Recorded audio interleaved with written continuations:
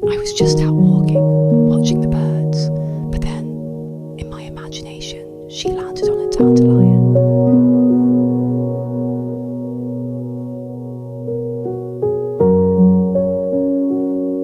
I know, in real life, a dandelion wouldn't hold a bird.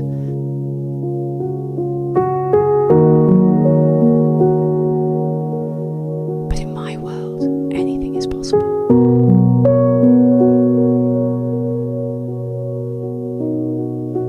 It's not about logic, it's about love.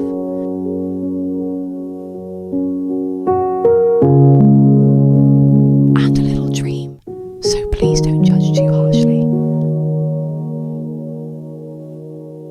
This is just a piece of my heart.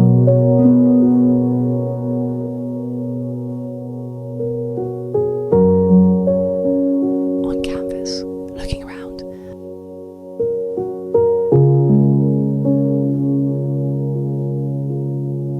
Breathing in the air.